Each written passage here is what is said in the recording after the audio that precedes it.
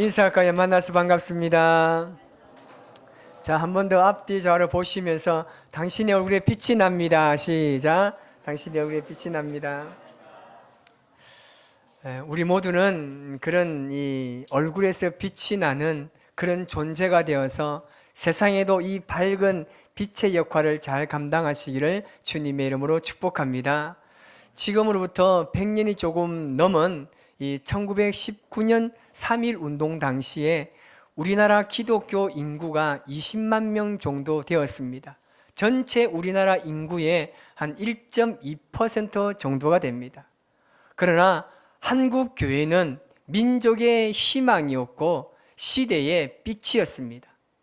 온 국민들이 교회를 향한 기대를 가지고 있었고 사람들을 존중했으며 많은 지성인들이 교회를 찾아왔습니다.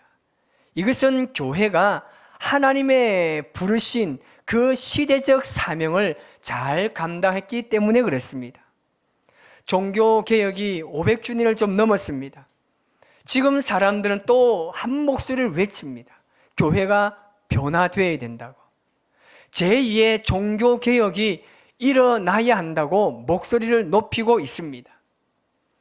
예일대학교를 이 교수를 역임한 리차드 니브가 이런 말을 했습니다. 기독교의 위대한 개혁은 여태 몰랐던 것을 새로 찾아야 이루어지는 것이 아니다. 그것은 이미 있는 것을 전혀 다르게 보는 사람이 있을 때 발생한다라고 이야기했습니다. 세상은 끊임없이 변화를 추구합니다. 왜냐하면 변화 없이는 살아남기가 힘들기 때문에 그렇습니다. 그래서 멜로라는 학자는 내가 변화를 멈추는 그날에 내 삶도 끝날 것이다 라고 이야기했습니다. 다시 말하면 변화의 중심에 내가 서 있어야 하는 겁니다. 우리가 포항 우리 교회가 그런 진정한 변화의 이 구심점이 되어야 한다라는 사실입니다. 우리가 하나님의 말씀으로 살아가기 위해서 우리가 그 하나님의 부르심 앞에 온전한 믿음의 사람으로 우리가 세워져야 하는 것입니다. 여러분, 나에게 과연 어떤 변화가 있어야 되겠습니까? 여러분, 혹시 나에게 어떤 이 변화가 있어야 되겠다는 필요성을 가지고 있습니까? 혹시 나에게 필요한 변화가 있다는 것을 발견하고 난 이후에 그 변화를 이루기 위해서 시도하신 적이 계십니까? 나는 나를 잘 보지 못하지만 상대방은 나를 너무나 잘 알 수 있습니다. 남자는 언제 변한다고 생각하십니까? 남자는 대개 삶의 무게를 느낄 때 변화된다고 합니다. 이 가장으로서 무게감이 들 때, 내가 이렇게 살아서는 안 되겠구나. 내가 좀 뭔가 변화되어서 우리 가정을 좀 잘 이끌어가고 새롭게 내 삶에 뭔가 변화가 있어야 되겠다는 것을 느끼게 됩니다. 그러면 이 여자는 언제 변화된다고 생각하십니까? 여자는요, 사랑에 따라서 변화된다고 합니다. 여자는요, 자신이 사랑을 받고 있다고 느낄 때 이제 하나씩 꾸미기 시작합니다. 말투도 달라지고 행동도 달라진다고 합니다. 그래서 우리는 여성분들이 매일 사랑을 느낀다는 마음을 가질 수 있도록 잘해야 행복한 삶을 살 수가 있습니다. 그런데 그것을 느끼게 하지 못하면서도 계속해서 구박하고 뭔가 잘 되기를 바라면 그건 정말 위험한 행동입니다. 그래서 여자분이 좀 기분이 안 좋고 그럴 때는 어떻게 하라고요? 그냥 놔두셔야 됩니다. 절대 뭐라 하면 안 되고요. 절대 건드리면 안 됩니다. 왜냐하면 그래야 남자의 생명이 좀 유지되기 때문에 그렇습니다. 그래서 그럴 때는 그냥 가만히 두시는 게 좋아요. 여러분, 예수님께서 우리의 정체성에 대해서 명확하게 말씀하고 있습니다. 마태복음 5장 14절에 예수님께서 우리에게 뭐라고 말씀하십니까? 너희는 세상의 빛이다 라고 말씀하고 있습니다. 그래서 우리는 이 땅에 태어나면서 우리가 예수님의 자녀가 되고 나서부터 우리는 벌써 빛된 존재라는 것입니다. 예수님께서 이 땅에 빛으로 오셨습니다. 죄악인 여러분, 빛 가운데 거할 수가 없습니다. 여러분, 빛이 비추면요, 어둠은 떠나가게 되어 있습니다. 예수님은 세상의 빛으로 오셨습니다. 예수님이 가는 곳곳마다 어둠이 떠나가고 죄악이 다 떠나갔습니다. 이 말은 뭐냐면 우리도 빛된 자녀이기 때문에 우리가 가는 곳곳마다, 우리의 발걸음이 닿는 곳곳마다 죄악이 떠나가고 어둠이 떠나가고 환경이 달라지고 공기도 달라지고 아멘도 크게 하고, 여러분 그렇게 우리의 삶을 통해서 하나님께서 원하시는 바를 이루기를 원하신다는 겁니다. 그래서 여러분, 내가 정말 빛된 자녀인지를 우리는 반드시 알아야 되겠죠. 이 말씀을 통해서 세 가지 정도 제가 여러분에게 말씀을 나누고자 합니다. 그 첫 번째가 뭐냐면요, 내가 어떤 존재인지를 반드시 인식해야 됩니다.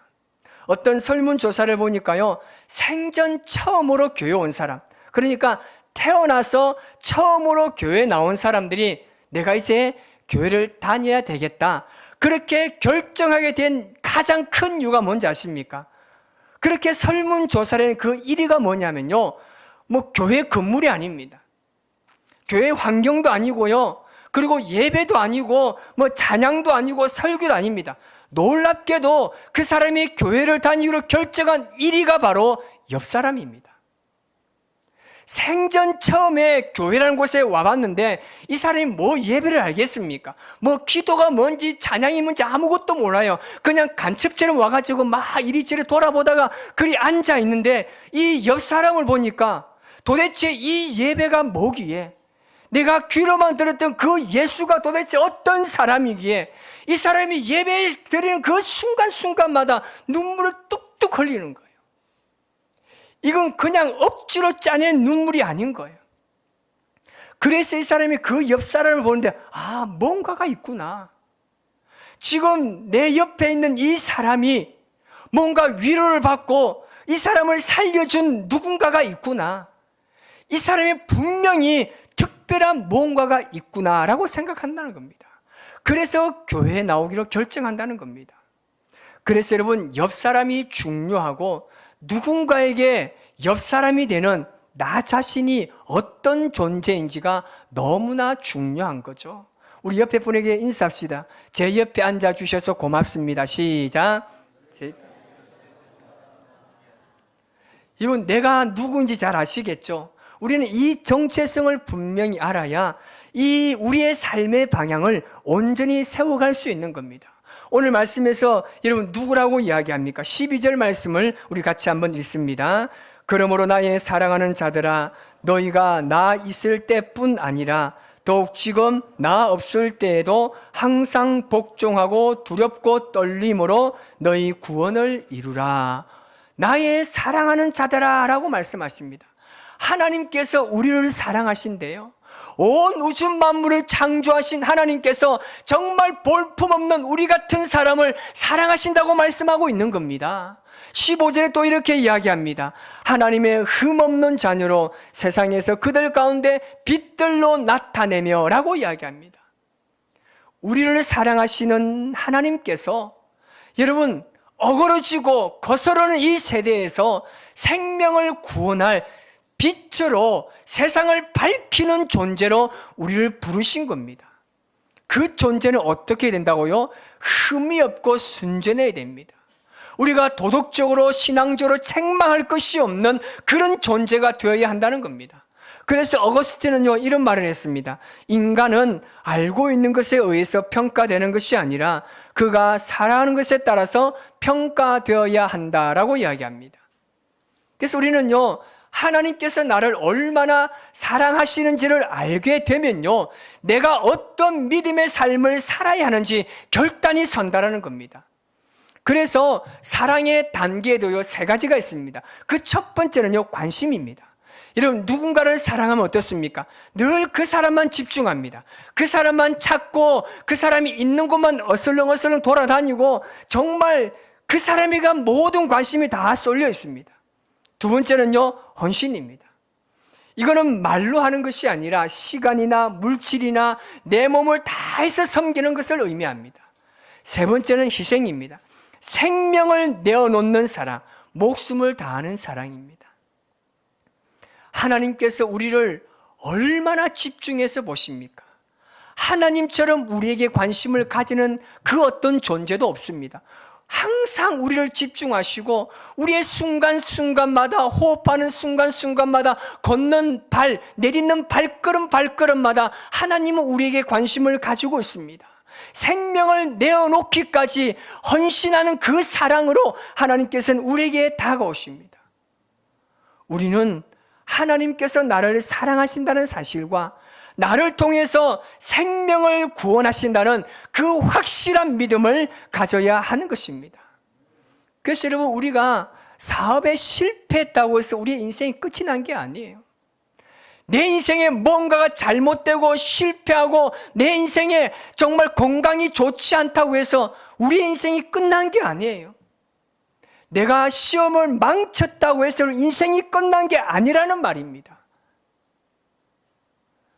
나는 오늘도 화내고 짜증내고 분노고 나는 이간질하고 나쁜 짓 맡하고 하나님 분명 이런 나를 사랑하지 않을 거야. 이렇게 죄를 많이 짓고 살아가는 나를 하나님 끝까지 사랑한다고 이건 좀 아닐 거야. 여러분, 우리의 입술에서 우리의 생각에서 이런 것들을 완전히 지워버려야 합니다. 하나님께서는 우리가 죄 가운데 있을지라도 그 자리에 찾아오셔서 하나님께서는 우리와 함께 하시는 분입니다. 그래서 여러분, 나를 사랑하지 않고 죄 많은 나를 돌아보지 않을 거다, 이런 말은요, 이런 생각은요, 우리의 삶에서 완전히 싹 잘라버려야 됩니다. 자, 오른손 들고 싹 시작! 싹 잘라버려야 돼요. 이런 건요, 우리에게 존재하지 않습니다. 사람들은요, 본래 성질이 어둠보다 빛을 좋아합니다. 어두컴컴한 거 좋아하는 거는요, 좀 이상하잖아요. 여러분, 사람들은 원래 빛을 좋아합니다. 왜냐하면요, 밝혀주기 때문에 그렇습니다. 빛은요, 소망이자 생명을 의미하는 거 아니겠습니까? 그래서 우리가 혼란스럽고 휘청거리는 이 세상 속에서 한 줄기의 빛을 비추는 그런 소망의 존재가 되어야 하는 것입니다. 이 완악한 시대를 살아가면서 정말 얼마나 많이 힘들고 피곤하고 지쳐 있습니까?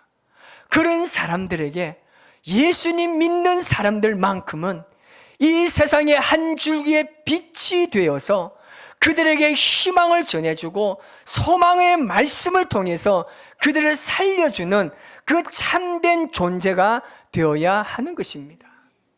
그런 존재는요, 두 번째, 하나님의 의도를 잘 알아야 하는 것입니다. 하나님의 의도는 무엇입니까? 하나님의 의도는요, 성경에 명확하게 기록되어 있습니다. 요한복음 3장 16절에 뭐라고 말합니까? 하나님이 세상을 이처럼 사랑하사 독생자를 주셨으니 이는 그를 믿는 자마다 멸망하지 않고 영생을 얻게 하려 하심이라. 아멘. 하나님의 의도는요, 세상을 사랑하는 겁니다. 영생을 얻게 하시는 것이 하나님의 의도입니다. 오늘날 세상은요, 눈부신 발달을 이루어 왔습니다. 엄청난 이 발달이 계속해서 우리가 하루 자고 일어나면 발달이 이루어지고 있습니다. 로봇 산업이나 이 나노 기술이나 AI 인공지능들, 생명공학들이 엄청난 이 발달을 이루면서 우리에게 환상적인 유토피아를 여러분 약속하는 듯합니다. 경제가 성장하고 문화가 융성함으로 세상이 점점 좋아지는 듯합니다. 세상은 분명히 풍족해지고 편리해졌습니다. 그래서 사람들은 착각하는 거예요. 하나님 없이도 우리가 풍족하게 살 수 있고 편안하게 잘 살 수 있다고, 과학기술이 우리를 완전한 행복으로 인도할 수 있을 거라는 착각 속에 살고 있습니다. 하지만 기술의 발달로 모든 것이 편해지면 편해질수록 사람들은요, 더 악해집니다. 풍족할수록 더 탐욕스러워집니다. 재미가 있을수록 더 자극적인 쾌락에 빠지게 되는 겁니다. 여기에 함정이 있습니다. 여기에 인간의 어리석임이 있다는 것이죠. 말세는 더더욱 그렇습니다. 자기만을 사랑하는 이기적인 마음은요, 하나님보다 돈을 더 사랑하게 되는 겁니다. 쾌락을 더 사랑하게 되는 겁니다. 세상에 필요한 것은요, 하나님의 사랑, 십자가의 사랑인 줄 믿습니다. 우리가 세상을 그 어떤 것으로 만족시킬 수 있겠습니까? 그 성전 앞에서 구걸하는 안전병이가 그 정말 구걸하고 있는 그 시대에 정말 베드로가 그에게 할 수 있는 것이 무엇이었습니까? 사도행전 3장 6절에 이렇게 이야기합니다. 베드로가 이르되 은과 금은 내게 없거니와 내게 있는 이것을 내게 주노니 나사렛 예수의 이름으로 일어나 걸어라 하고, 베드로가 가지고 있는 것은요, 세상이 깨닫지 못하고 알지 못하는 그 십자가의 능력이었습니다. 그 십자가의 사랑, 전혀 거들떠보지 않고 생각하지 않았던 그 사람에게 십자가의 사랑, 하나님의 사랑으로 명령했을 때 그 사람이 깨끗하게 치유받은 줄 믿습니다. 세상 사람들은 풍족하게 사는 것지만 마음의 공허함이 여전히 존재합니다. 눈에 보일 때 행복하죠. 정말 부하게 잘 살아가고 있죠. 그러나 그들의 현실에 깊이 들어가 보면 그 안에 공허함이 잔재되어 있습니다. 그 공허함의 풍족함이 바로 십자가의 사랑, 하나님의 사랑이 들어가야 해결되는 것입니다. 우리가 어떻게 그런 사람들에게 만족을 다 줄 수 있겠습니까? 여러분들이 이 십자가의 사랑과 하나님의 사랑으로 충만하여져서 그 하나님의 의도를 가지고 세상 사람들에게 나아가야 할 줄 믿습니다. 하나님의 의도는요, 하나님의 뜻을 우리를 통해서 실현하기를 원하십니다. 하나님의 뜻은 마치 경기에 들어가기 전에 감독의 이 작전과 같습니다. 작전 계획과 같습니다. 감독이 이 경기에 들어가기 전에 선수들 한 사람 한 사람에게 포지션별로 다 훈련을 시킵니다. 그리고 상대팀의 전략을 다 분석해가지고 훈련을 시킨 다음에 경기장으로 투입을 시킵니다. 그때부터는요, 선수가 알아서 해야 합니다. 경기가 시작되면 그때부터는 선수가 알아서 필드에서 다 움직이게 됩니다. 왜냐하면 감독의 뜻을 이미 다 알고 있기 때문에 그렇습니다. 우리 인생도 그렇습니다. 하나님께서 우리의 인생에 절대 정답이 아니라 원리를 알려주십니다. 시험 볼 때 어떤 학생이 정답만 외우고 들어가는 학생이 있으면 그 사람은요, 이 어리석은 학생입니다. 바보 같은 학생입니다. 문제는 공식으로 푸는 것이지 정답을 외워서 푸는 것이 아닙니다. 왜냐하면요, 문제는 항상 바뀝니다. 하지만 공식을 이해하고 있으면 어떤 문제가 나에게 와도 두렵지 않습니다. 그래서 그 원칙을 우리가 세워서 그때그때 우리가 그 원칙을 기초로 해서 판단하도록 하나님께서 이끌어 가시는 겁니다. 하나님의 그 소원을 우리에게 두시고 우리는 세상이라는 그 필드에 나가서 하나님의 의도와 뜻하신 바를 드러내고 세상에 선포해야 하는 것입니다. 우리가 하나님의 말씀을 들었습니다. 하나님의 의도와 뜻을 알았습니다. 이제 우리가 한 주간 세상이라는 이 정말 이 필드에 나가서 감독이 알려준 대로 행동하며 움직이게 됩니다. 세상에서 여러분 지치고 상처받고 넘어지고 좌절하는 수많은 일들이 우리에게 옵니다. 처절한 싸움을 합니다. 그래도 괜찮습니다. 넘어지고 실패해도 괜찮습니다. 다시금 교회로 오십시오. 야전병원처럼 다시금 말씀으로 기도로 다 상처를 치유하고 다시금 세상으로 나아가는, 정말 교회는 하나님의 뜻을 알려주고 그 의도를 알려줘서 여러분들이 살아가는 삶의 현장에서 그렇게 처절하게 싸울 수 있도록 하나님께서 계속해서 말씀해 가시는 겁니다. 이것을 알고 여러분 얼마나 힘듭니까? 일주일 동안, 저도 마찬가지입니다. 일주일요 쉽지 않습니다. 정말 어렵습니다. 저보다 어쩌면 여러분들 더 힘들지 않습니까? 믿지 않는 사람들 만나야 되고 막 때로는 화가 나고 막 그냥 다 때려치우고 싶고 그런 일들이 많이 생기잖아요. 저는 뭐 예수 믿는 사람들 주위에 목사님들 만나기 때문에 좀 성질날 일이 있어도 막 그냥 참고 넘어가지만, 여러분 믿지 않는 사람들 만나서 이야기하다 보면 얼마나 그런 마음이 많이 들겠습니까? 그래서 말씀으로 잘 훈련받고 여러분 나가서 여러분 처절하게 영적으로 싸워서 하나님의 의도만 잘 선포하고 돌아오시면 됩니다. 이것이 하나님께서 우리에게 뜻하신 바입니다. 그러면 세 번째는요, 하나님의 기쁨으로 우리의 삶이요 가득해야 됩니다. 하나님께서 우리를 세상에 보내실 때요 절대 그냥 보내지 않습니다.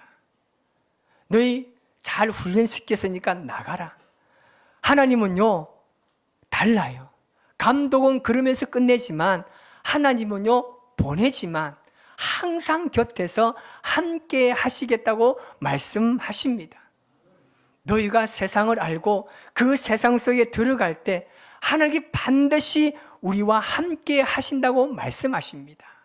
세상을 이기신 예수님께서 우리와 함께 하십니다. 지금 우리가 여러분 가야 할 세상은 어떻습니까? 다양화가 되어 있습니다. 다양한 생각들과 다양한 욕구들과 그 다양한 생활 방식 등 사회 현상이 너무나 다양화되어 있습니다. 이런 다양성의 시대에는요 다양한 방법으로 나가야 합니다. 그래서 우리 자신이 변해야 되고 새로워져야 합니다. 그러기 위해서 여러분 이제 우리의 생각과 사고를요 넓혀야 합니다. 우리의 가치관이 달라야 합니다. 죄악이 가득한 세상에 살아갈 때 여러분 우리가 세상과 다르게 살아야 합니다. 세상과 거꾸로 살라는 말입니다. 그렇다고 세상을 등지라는 말이 아닙니다. 그렇게 살 수 없지 않습니까? 세상에 살아가면서 하나님의 방식을 가지고 세상에 나아가서 살아야 한다는 겁니다. 여러분 지금 나라와 경제 모든 상황이 너무나 힘들다고 말하고 있습니다. 사실 오늘 본문에 바울의 삶을 보면요 정말 그가 기뻐하라고 말하고 있는데 그도 기뻐할 상황이나 환경도 아닙니다. 자신이 너희들 나와 함께 기뻐해라 이렇게 말할 입장도 아니에요. 왜냐하면 지금 바울은 로마 감옥 안에서 이 빌립보 교회를 향해서 편지를 쓰고 있기 때문에 그렇습니다. 그리고 지금 바울은 어느 정도 자신이 순교할 것이라는 그 생각도 가지고 있었습니다.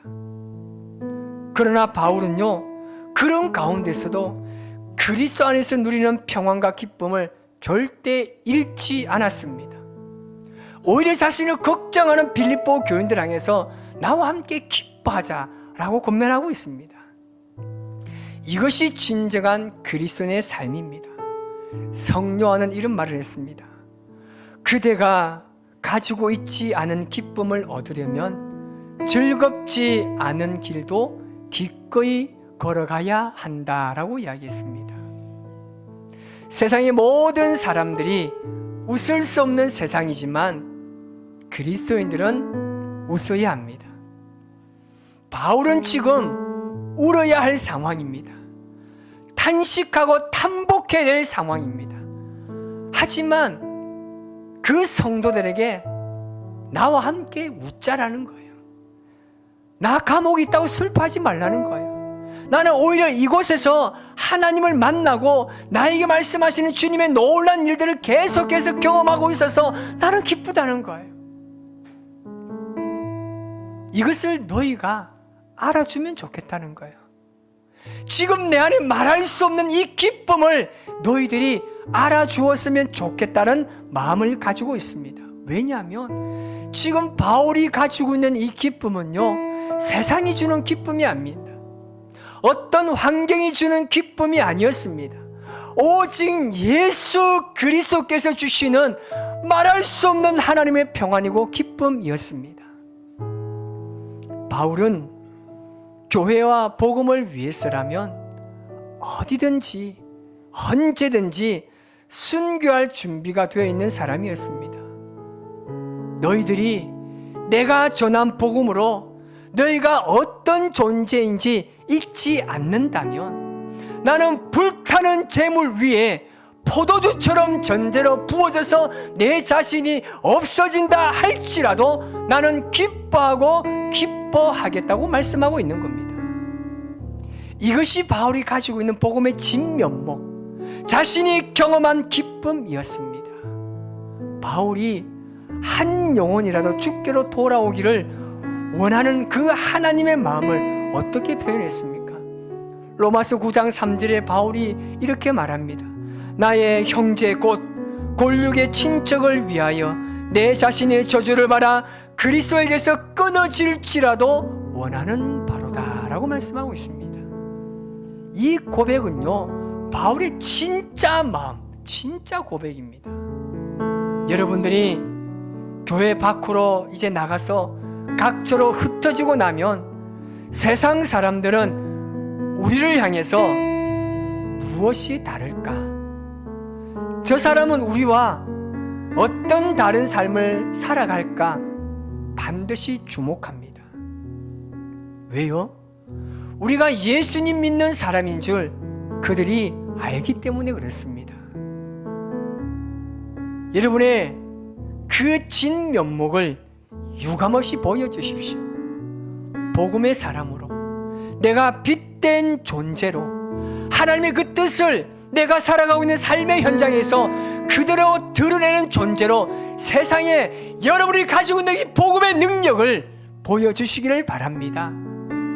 그래서 내 옆에 있는 그 사람이 나를 통해서 예수님을 발견하고 예수님을 믿기로 결단할 것입니다.